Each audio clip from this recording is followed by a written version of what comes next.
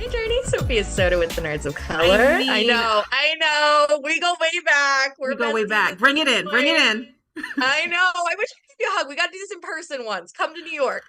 Literally, can we just I one know. time do it in person? Here. Like, we miss you. We want you here. Oh my gosh. But I have so much love for you, and I always love to cover your stuff. And this was no exception. Like, you just did an incredible performance. The film was Thank amazing, you. of course. And I want to ask you, first off, why do you believe it was necessary to show how this case affected everyone involved handling it? Great question. I think in interviewing and doing my research, I interviewed a few former special agents, women of color, of, all kinds. And it is one of the things they said about working certain cases that it became so personal. You think about it, we're all human beings, regardless of what our profession is.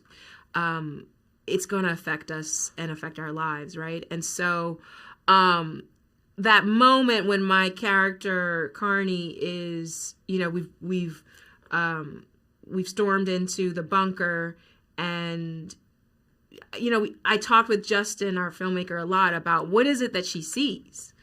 What is the level of bigotry, and how can we visually communicate that without there being any words, right?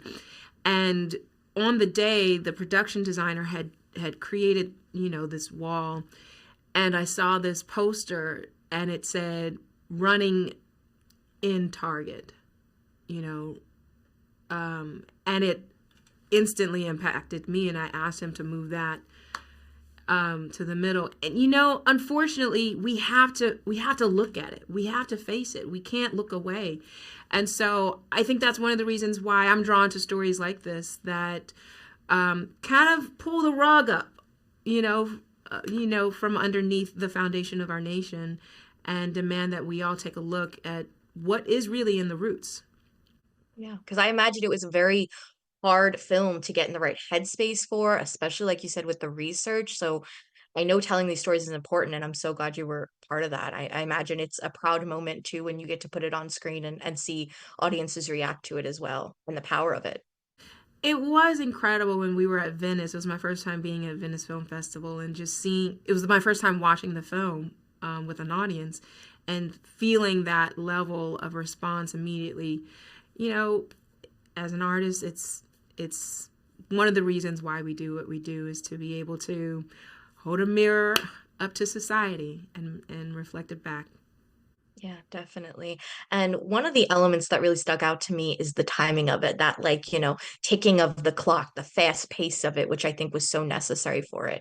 How fun is it for you to see the sequences or moments you filmed multiple takes of have a result of that edge of your seat, fast paced moment for the final film? Interestingly enough, it felt like that on set.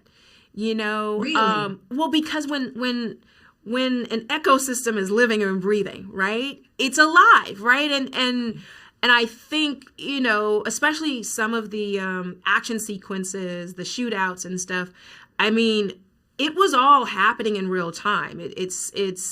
Uh, and I give our filmmaker, our stunt team credit, because it felt alive. It felt living and breathing. But also in the moments that are quiet, that is the blessing of working with a great filmmaker like Justin.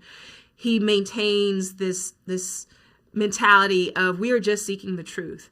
And so there's a lot of improv. Every take feels different. You're constantly on your toes. I don't know what my co-star is going to say, and they don't necessarily know what I'm going to say, and everything feels alive. So it felt like that, yeah, on set.